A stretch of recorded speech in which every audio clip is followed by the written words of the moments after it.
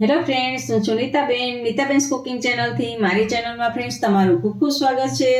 આજે હું તમારી સાથે શેર કરવાની છું માવા કે ઘી વગરની મીઠાઈ બનાવવાના છીએ. અને એ મીઠાઈ એવી રીતે બને છે કે ગેસ ઉપર એને ચડાવવાની જરૂર જ નથી. ગેસ વગર જ આપણે નીચે જ એમને બનાવી શકીએ અને બિલકુલ માવાનો કે ઘીનો ઉપયોગ કરવાનો નથી. તો ફ્રેન્ડ્સ, આપણે રેસીપી બનાવતા પહેલાં હજી સુધી તમે મારી ચેનલને સબસ્ક્રાઈબ નથી કર્યું તો સબસ્ક્રાઇબ કરી લેજો અને બેલ આઇકન પ્રેસ કરીને ઓલ સિલેક્ટ બટન પ્રેસ કરજો, જેથી મારી નવી નવી રેસીપીના નોટિફિકેશન સૌથી પહેલાં તમને જોવા મળે. અને જો તમને મારી આ રેસીપીનો વિડીયો ગમતો હોય તો વિડીયોને લાઇક કરવાનું ને શેર કરવાનું ભૂલતા નહીં. અને નીચે કમેન્ટ બોક્સમાં કમેન્ટ કરવાનું ભૂલતા નહીં, કારણ કે જિંદગીનો દરેક દિવસ ખૂબસૂરત છે. તો હસતા જાઓ ને કમેન્ટ કરતા જાઓ. તો ચાલો બનાવીએ. જો ફ્રેન્ડ્સ, આપણે સૌથી પહેલાં તો આ એક આપણે મેજરમેન્ટ લીધું છે કપનું. તમે કોઈ પણ વાટકો, કપ કે કોઈ પણ માપ લઈ શકો છો. તમે 1 કપનું માપ લેવાનું હોય તો આ પોણો કપ આપણે ખાંડ લેવાની છે અને મિક્સર જારમાં એકદમ ફાઇન આને દળી લેવાની છે. જુઓ ફ્રેન્ડ, આને એકદમ ઝીણું આપણે દળી લીધું છે, પીસી લીધી છે ખાંડને. એકદમ ફાઇન કરવાની છે આને સાવ. અને હવે આપણે જે આ કપનું આપણે માપ લીધેલું હતું એ જ કપથી આપણે આ કોપરાનું છીણી લેવાનું છે. તો આપણે પોણો કપ આપણે ખાંડ લીધી હતી, તો ફ્રેન્ડ્સ આ છીણ છે એ આખો કપ લેવાની છે. આપણે માપ સેટ કરેલું હતું, પોણો કપ ખાંડ છે અને આખો કપ આપણે આ છીણ છે. એને આપણે મિક્સર જારમાં એને પણ આપણે પાવડર કરી લેવાનો છે. ફ્રેન્ડ્સ, આને પણ આપણે પાવડર કરી લીધો છે, એકદમ ઝીણું પીસી લીધું છે. ફ્રેન્ડ્સ, એ જ માપથી આપણે આખો કપ આપણે મિલ્ક પાવડર લેવાનો છે.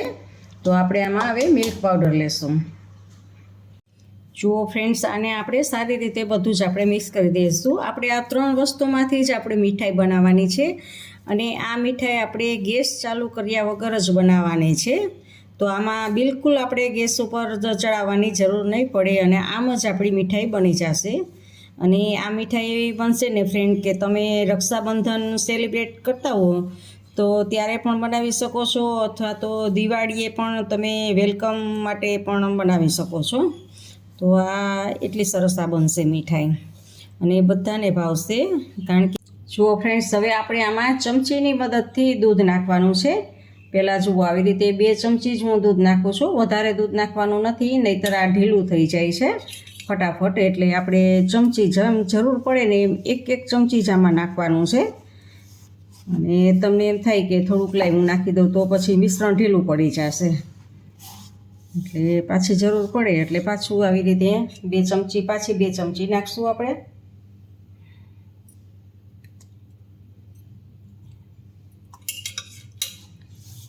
જુઓ, આવી રીતે આમ થોડું થોડું દૂધ એડ કરતું જવાનું છે અને આવી રીતે ભેગું બધું જ કરતું જવાનું છે. લોટ આપણે બાંધેલો હોય ને એવું તમારે કરવાનું છે. એ રોટલીનો લોટ આપણે બાંધેલો હોય, કઠણ લોટ બાંધેલો હોય રોટલીનો, એવું કરવાનું છે તમારે. ફ્રેન્ડ્સ, આપણું આ 6 ચમચી દૂધ આમાં નાખેલું છે અને આપણું આ મિશ્રણ તૈયાર થઈ ગયું છે. તો હવે એમાં આપણે ઘી નાખવાનું છે. સાઈન આપવા માટે આપણે ઘી નાખશું.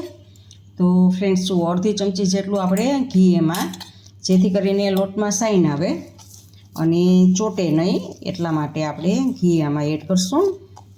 અને આ અત્યારે શ્રાવણ મહિનો છે તો ફરાળમાં પણ ખાઈ શકો છો ફ્રેન્ડ્સ તમે આમાં, કારણ કે લોટનો ઉપયોગ તો કરેલો જ નથી આપણે, એટલે ફરાળમાં પણ ચાલે. અને બહુ જ સરસ લાગે, ચોકલેટ જેવું લાગે, પેંડા જેવું લાગે, બધું જ મિશ્રણ ભેગું એવું. તો જુઓ, આવી રીતે આપણે આમ થોડીક વાર આમ કરવાનું જ છે, જેથી કરીને સારું એવું મિશ્રણ એક સેટ થઈ જાય. ફ્રેન્ડ્સ, આપણું આ 6 ચમચી દૂધ આમાં નાખેલું છે અને આપણું આ મિશ્રણ તૈયાર થઈ ગયું છે. તો હવે એમાં આપણે ઘી નાખવાનું છે. સાઈન આપવા માટે આપણે ઘી નાખશું. તો ફ્રેન્ડ્સ, જુઓ, 1/2 ચમચી જેટલું આપણે ઘી એમાં, જેથી કરીને લોટમાં સાઈન આવે અને ચોટે નહીં, એટલા માટે આપણે ઘી આમાં એડ કરશું. અને આ અત્યારે શ્રાવણ મહિનો છે તો ફરાળમાં પણ ખાઈ શકો છો ફ્રેન્ડ્સ તમે આમાં, કારણ કે લોટનો ઉપયોગ તો કરેલો જ નથી આપણે, એટલે ફરાળમાં પણ ચાલે. અને બહુ જ સરસ લાગે, ચોકલેટ જેવું લાગે, પેંડા જેવું લાગે, બધું જ મિશ્રણ ભેગું એવું. તો જુઓ, આવી રીતે આપણે આમ થોડીક વાર આમ કરવાનું જ છે, જેથી કરીને સારું એવું મિશ્રણ એક સેટ થઈ જાય. જુઓ ફ્રેન્ડ્સ, હવે આના આપણે 3 ભાગ પાડશું. એક સરખા 3 ભાગ પાડવાના છે આપણે. તો જુઓ,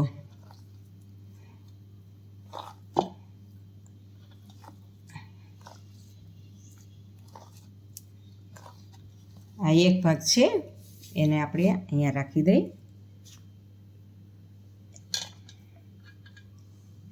જુઓ, આપણે આમાં ઓરેન્જ કલર આપણે નાખેલો છે, ફૂડ કલર નાખેલો છે, ઓરેન્જ કલર, અને આ મિક્સ કરી દેવાનું છે ઓરેન્જ કલર નાખીને.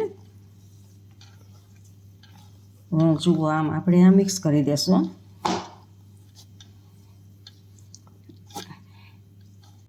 આવી રીતે આવો કલર ઓરેન્જ કલર નાખીને એક ભાગ બનાવ્યો છે, અને આ આપણે સફેદ બનાવ્યો છે. તો હવે આપણે ગ્રીન બનાવવાનો છે, તો એ બીજા અલગમાં આપણે કરશું. આપણે આમાં ગ્રીન કલર નાખશું, અને ગ્રીન કલર આમાં નાખી અને આપણે આવી રીતે આમ મિક્સ કરશું.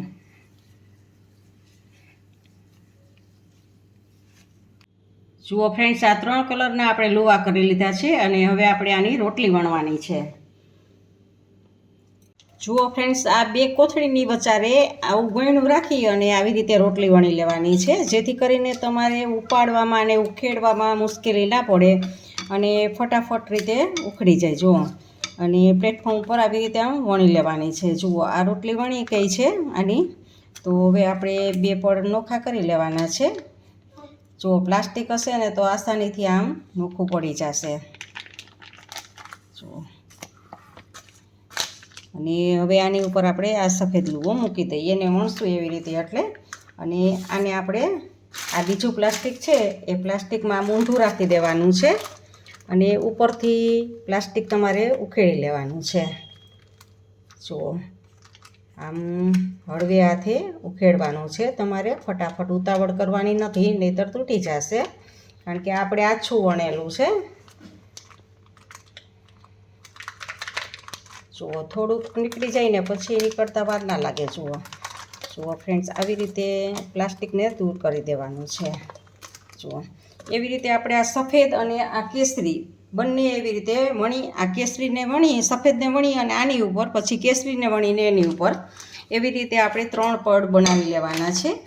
તો પાછું ફ્રેન્ડ્સ જુઓ, અને આવી રીતે રાખી આમ થોડુંક પ્રેસ કરી અને આને આવી રીતે આમ વણશું. ભલે કિનારી ફાટી જાય તો ભલે ફાટી જાય ફ્રેન્ડ્સ, એમાં કંઈ વાંધો નહીં. પણ જુઓ, થોડુંક વણતા વાર લાગશે, પછી થોડુંક વણાઈ જશે ને એટલે ફટાફટી જશે વણવામાં, કારણ કે આપણે રોલ જ વાળવાનો છે, એટલે કિનારીનું કોઈ મહત્ત્વ નથી. ફાટી જાય ને તો આનું હજી આપણે રોલ બનાવશું. જો આવી રીતે આપણે પેલી રોટલી બનાવી છે એવડી જ આપણે આમ વણી લેવાની છે, અને પ્લાસ્ટિકથી દૂર કરી અને એ લીલી રોટલી છે એની ઉપર આપણે રાખી દેવાની છે. જો આ એક પ્લાસ્ટિક દૂર કરી દીધું છે, અને હવે આ બીજું પ્લાસ્ટિક લઈ અને અહીંયા રાખી અને આવી રીતે આમ આ રોટલીની ઉપર એક જેટ આવી રીતે આમ પાથરી દેવાની છે, અને હવે આ પ્લાસ્ટિકને આવી રીતે આમ દૂર કરવાનું છે.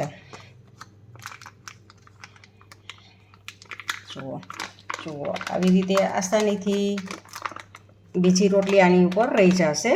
અને હવે એવી જ રીતે આપણે આ કેસરી કલરની વણવાની છે.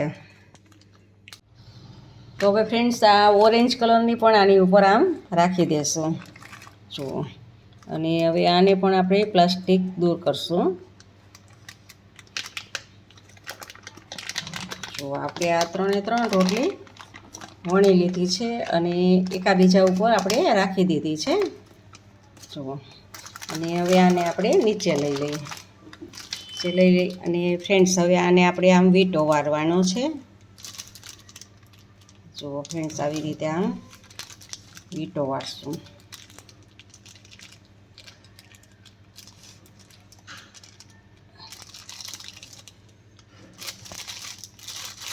આમ એકદમ ફિટ કરી દેવાનું છે.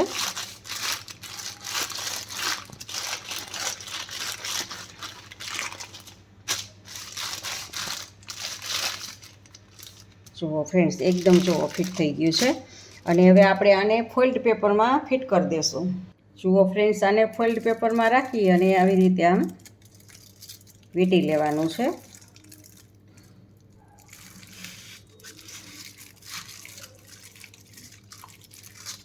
ને અહીંથી પણ આપણે પેક કરી દઈશું આમ, અને અહીંથી પણ પેક કરી દઈશું. અને હવે આને આપણે 1 કલાક માટે ફ્રીજમાં સેટ થવા દેવાનું છે. અને ફ્રીઝરમાં નહીં પણ ફ્રેન્ડ્સ, ફ્રીજમાં જ આપણે રાખવાનું છે. 1 કલાક માટે આને મૂકી દઈશું ફ્રીજમાં. જુઓ ફ્રેન્ડ્સ, 1 કલાક થઈ ગઈ છે અને આપણે આ ફ્રીજમાંથી કાઢી લીધું છે. અને ઉપરનું આ બધું જ આપણે ઉખેડી લેવાનું છે. આવી રીતે આમ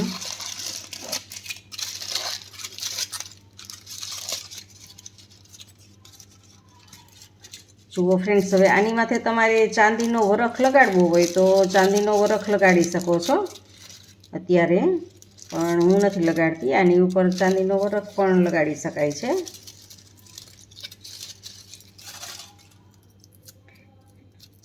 જુઓ ફ્રેન્ડ્સ, પહેલાં આને આપણે 2 ભાગ કરી લઈએ. જુઓ ફ્રેન્ડ્સ,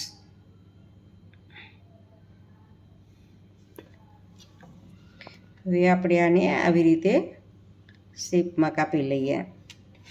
ગોળ શેપમાં કાપતા જવાના છે. જુઓ, આવું કટિંગ કરી લેવાનું છે.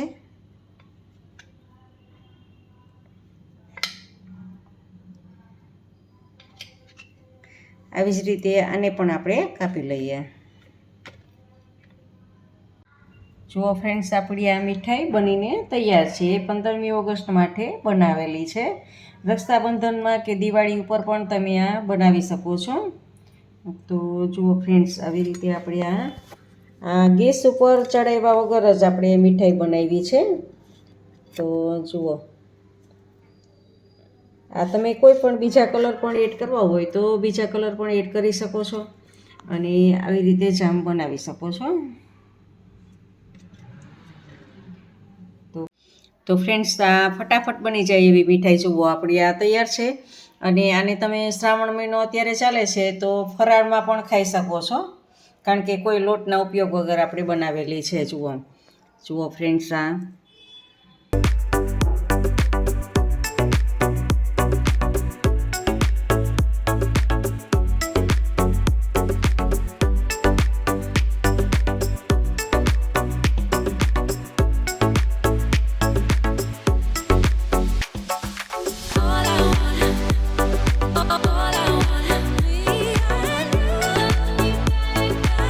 ફ્રેન્ડ્સ, તમને મારી આ રેસીપી કેવી લાગી તે કમેન્ટ બોક્સમાં કમેન્ટ કરીને મને જરૂરથી જણાવજો. ઇન્સ્ટાગ્રામમાં મારા પેજને ફોલો કરજો, મેં નીચે લિંક આપેલી છે. તમને મારી આ રેસીપી ગમે તો વિડીયોને લાઇક કરીને તમારા ફેમિલી મેમ્બર્સ અને ગ્રુપમાં શેર કરજો. અને મારી ચેનલને સબસ્ક્રાઈબ કરવાનું ભૂલતા નહીં. આવજો, બાય. ફરી મળીએ નવી રેસીપી સાથે.